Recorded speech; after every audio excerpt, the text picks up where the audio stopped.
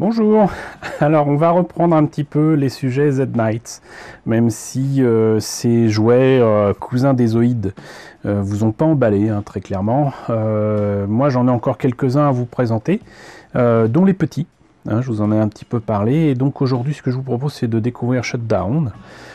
Shutdown que j'ai acheté, vous le voyez, à une époque où le franc existait, puisque je l'ai eu apparemment à 65 francs, et je devine qu'en fait je l'ai eu pour moins cher que ça. Parce que déjà à l'époque je prenais que les trucs qui étaient soldés, qui étaient moins chers, etc. Quoi qu'il en soit, donc il s'agit d'un petit Z-Knight, hein, la boîte est petite, à peine plus grande que ma main.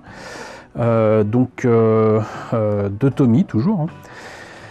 Hauteur 15 cm à monter, si je me rappelle bien, il est quand même articulé et il bouge. Maintenant, dans mes souvenirs, je pensais que c'était avec un moteur à ressort, hein, comme certains Zoïdes, mais non, c'est électrique, donc c'est quand même assez sympa. Donc, par contre, la boîte a franchement morflé.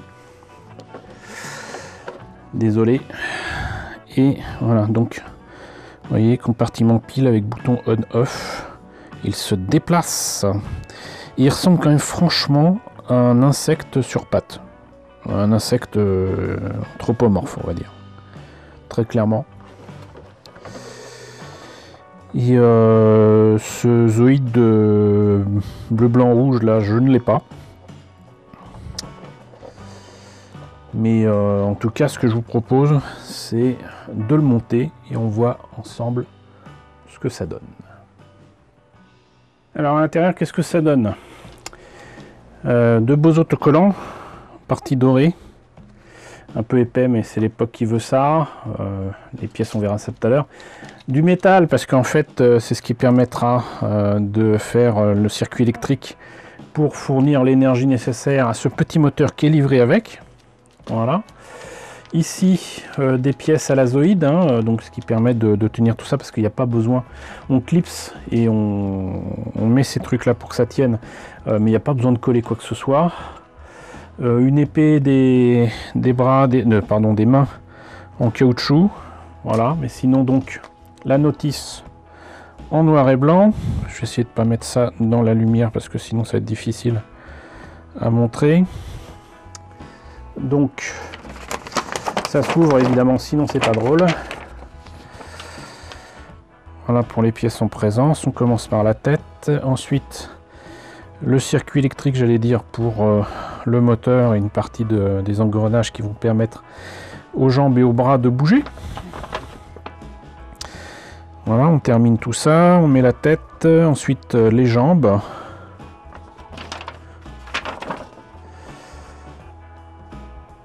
Ensuite, voilà, les bras.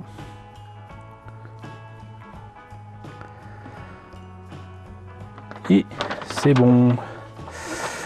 Donc, on voit quand même que le prix, entre guillemets, était justifié à cause du circuit électrique. Mais les pièces sont quand même assez sympas. Moi, là, ça me rappelle d'ailleurs des jambes à la Five Star Stories, à la Mamoru Nagano, mais c'est... je pense que c'est un peu avant quand même que ça n'existe, Five Star Stories. Ça date de quand?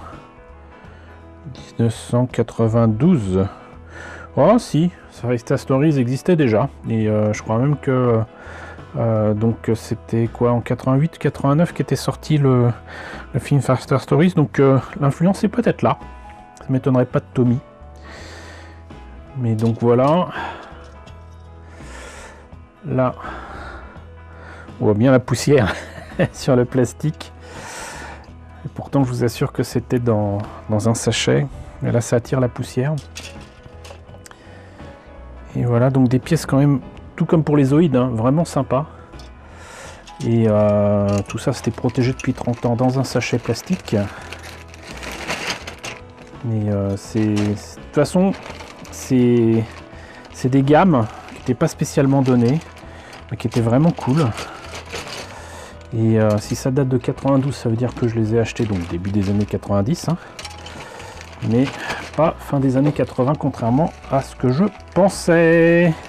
Voilà ce que c'est la mémoire. Pas confondre aussi avec les Zoïd qui, eux, par contre, sont du milieu des années 80, fin des années 80.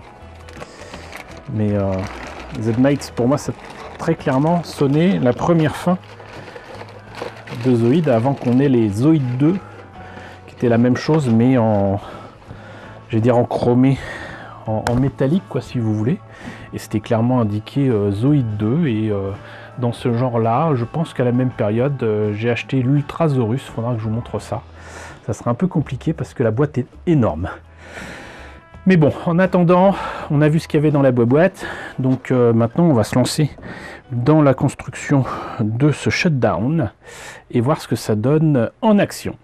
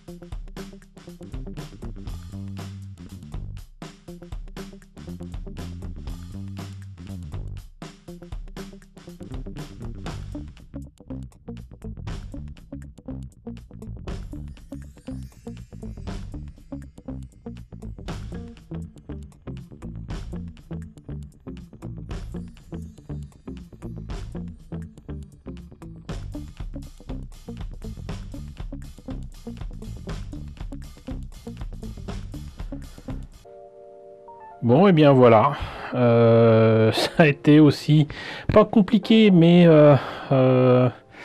assez énervant parfois de consulter le mode d'emploi. Je comprends pas la logique de ce qu'ils ont fait, mais c'est fait. C'est fait. Par contre, grosse déception. J'ai mis la pile, j'ai actionné l'interrupteur et pour une fois, ça ne semble pas vouloir fonctionner. Je vais réessayer, parce qu'on sait jamais. Des fois, c'est juste pour m'énerver justement. Mais non, ça ne veut pas fonctionner. Je l'ai démonté.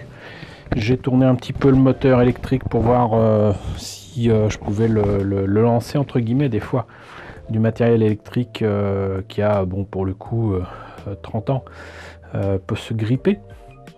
Et donc en relançant un petit peu le moteur, les électroaimants qu'il y a dedans, ça peut aider à faire fonctionner, mais là c'était clairement pas le cas. Donc voilà, c'est dommage parce que pour une fois, les articulations, j'allais dire, faisaient sens. Ça allait, et puis j'ai vérifié justement si j'avais bien tout monté correctement. On sait jamais, des fois on peut mettre n'importe comment une pièce à l'envers ou quoi, mais non, et puis bon, toujours aussi énervant aussi de placer les autocollants qui sont magnifiques, hein.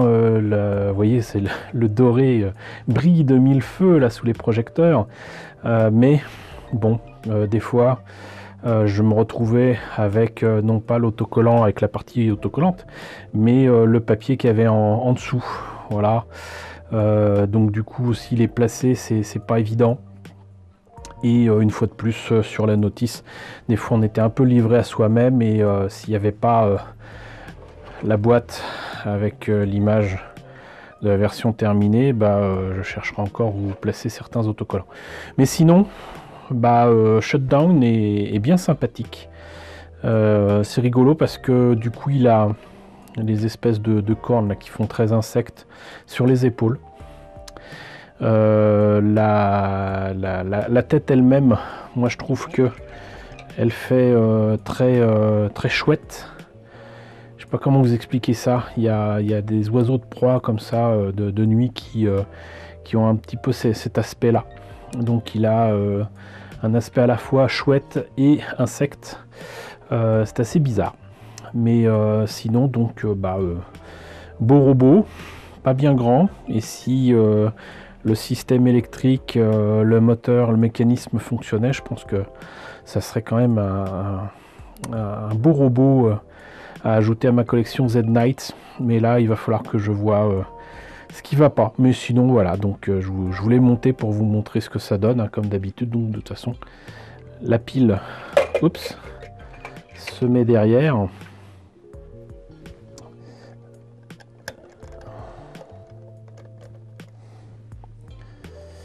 L'interrupteur se trouve ici.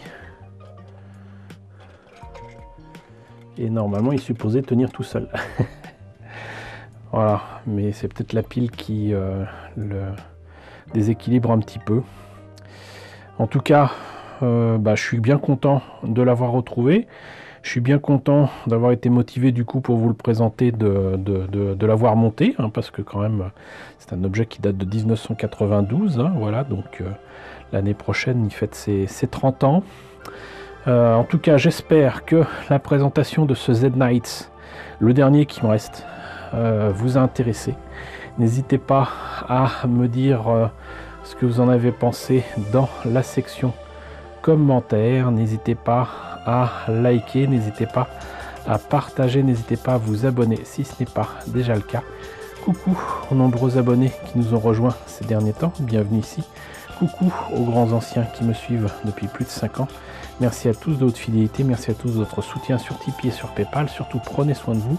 Je vous laisse avec la liste des contributeurs de la chaîne et je vous dis à très bientôt, peut-être pour du Zoid mais certainement pas du Z-Knight.